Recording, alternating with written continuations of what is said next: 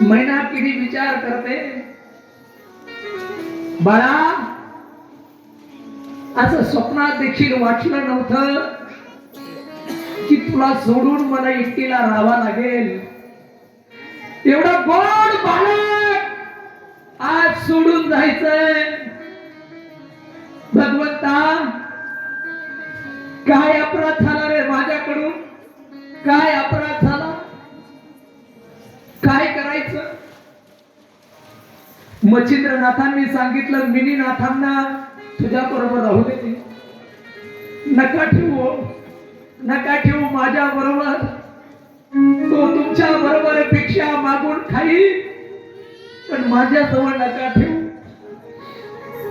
मला सांगितलेलं आहे हनुमंतरायाने, जेव्हा मच्छिंद्रनाथ जातील त्यावेळेस त्यांच्या योगाने तू योग करून करून मरशील.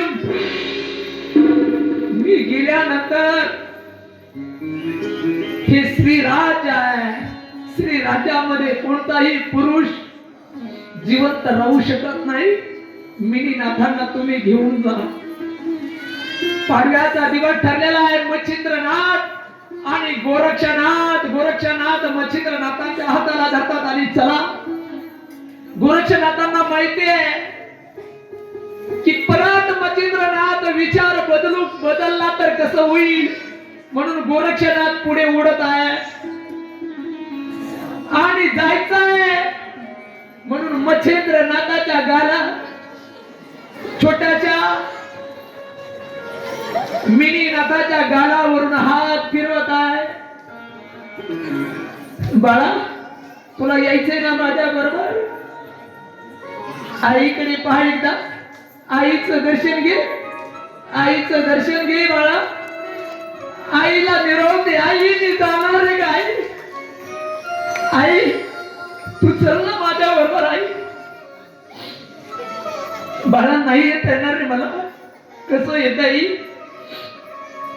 श्री राज्यामध्ये स्त्रियांचं राज्य करण्यासाठी मला या ठिकाणी राहावं लागेल.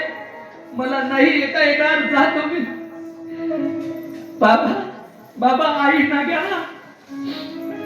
बाबा आईला घ्या ना आपल्या बरोबर. नाही रे बाळा नाही घेता येणार. बाबा घ्या ना आईला आपल्या बरोबर.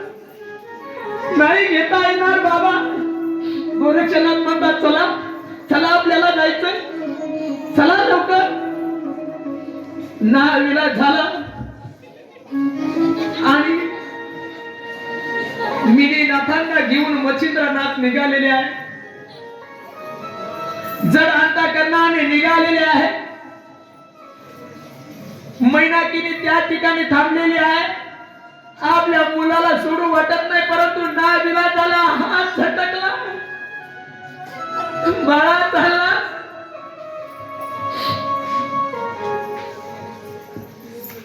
जसे जसे पुढे जात आहे तशी तशी मैनाकीनी बाळा बाळा म्हणून आवाज दिला. मैनाकीनी धावत पळत गेली. मिनीनाथाला उचलून घेतला. बाळा बाळा नको जाऊ ना रे.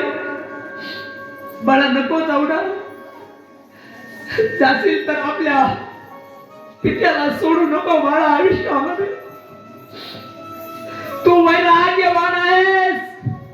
नवनाथामध्ये तुझी कीर्ती अजरामर राहणार आहे. वचन घेतलं आपल्या पतीकडून, वचन घेतलं मच्छिंद्रनाथाकडून, कधीच माझ्या मुलाला अंतर देऊ नका. नवनाथामध्ये माझ्या मुलाला ठेवा. नवनाथामध्ये माझ्या मुलाला राहू द्या. आजही आळवणी संभव नसेल तरी माझ्या मुलाला मात्र एकटं सोडू नका. हे वचन घेतलं आणि मच्छिंद्रनाथ महाराजांना गोरक्षनाथ महाराज ओढतात. चला चला आपल्याला जावा लागले. अख्खं नगर रडत आहे. पूर्ण नगरामध्ये दुःख अंतःकरणाने दुःखी होऊन सगळं नगर रडत आहे. मच्छिंद्रनाथ महाराज आपल्या छोट्या मिनीनाथाला घेऊन निघाले आहे.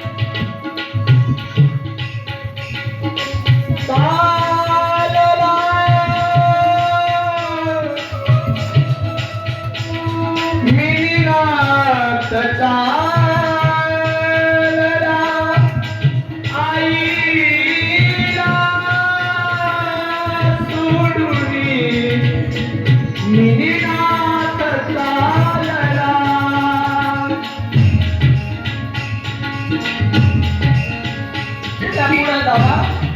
आणि मी व्यथा घे माझा म्हणतो आई आई चल ना गं तू पण माझ्या बरोबर आई संध्याकाळी मला भूक लागेल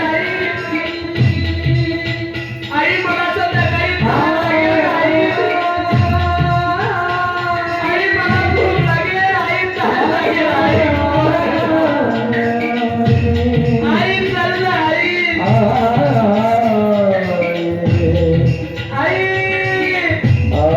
आई तुला सोडून गेलं जाऊ का आई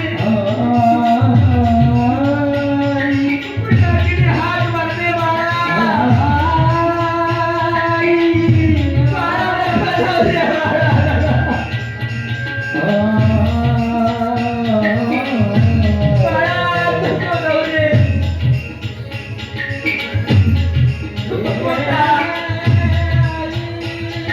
भगवंता कोणत्या जन्माचं पाप केलं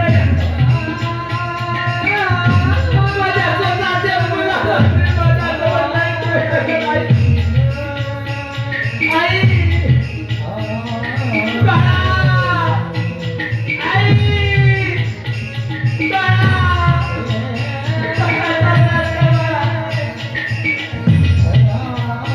भगवंता भगवंता मला घेऊन जा रे भगवंता मला घेऊन जा मला नाही